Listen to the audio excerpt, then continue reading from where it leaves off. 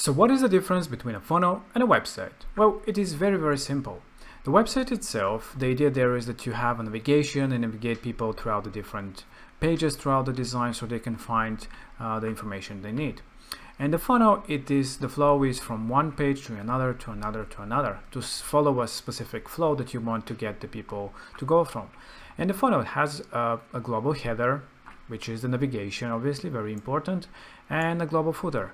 And also in the website, you can have a blog, you can have a portfolio, and that's about it. Obviously the e-commerce and stuff like that, but these are all the same thing for funnels. When you create a new funnel, from here, create a new funnel, then you can create a different type of funnels that you have, such as sales funnel to sell a specific product or a few set of products. And again, the idea there is to have the flow to get people from step 1 to step 2 to step 3, whatever the type of funnel it is. You can also create a home funnel, just like a normal website, but in the form of a funnel. So let's say this one, it comes with 3 pages. So let's say home funnel, and just create a funnel like this. The funnel itself now is just like a normal website, but the only difference is that you don't have the global header on top and on the bottom, just like a normal website. But still, you can have a header that is created just with a block if you want to have some kind of navigation. For example, a one-page website where you have all the all the navigation on top linking to a specific place on the page. But the idea behind the funnel, like I said, is to get people from step 1 to step 2 to step 3 in this case. If it is a sales funnel, from the landing to the checkout, to the thank you page, or to upsell. So the flow is to get the people to the different steps.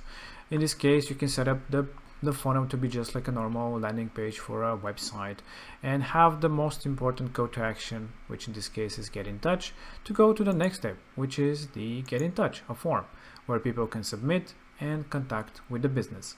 And then you have the thank you page. This is a classic way of having a home type of a funnel instead of a website, to basically have the same idea but to get a lot more with it, because if your main idea of the business is to get people to sign up for something, to give you a code, to sign up a form, this is the best way, because all the call to actions, all the whole flow gets people from the landing page to the get in touch page to the thank you page. That ensures the most conversions instead of a website where you have a lot of distractions with the header and with different call to actions. But a website is obviously great if you want to have the availability for people to get into the different pages, campaigns that you might be having, maybe for bigger businesses. But this is an amazing way to do so. So this is the main difference, the headers and the footers. You can still have a store, you have an engage section with CRM. You also can have all these things.